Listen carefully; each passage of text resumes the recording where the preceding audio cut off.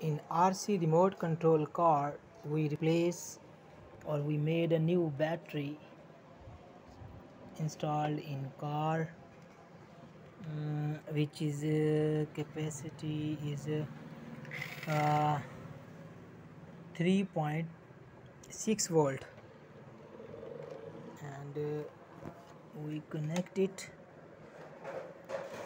at right polarity,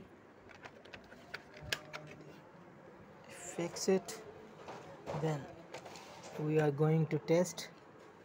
Now boy, start.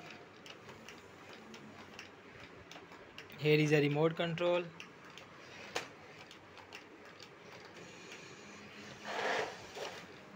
It's a car, it's a model number, battery,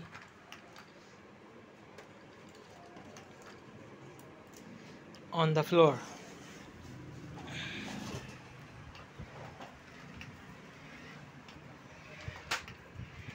Okay, I hope you like my video. Very nice.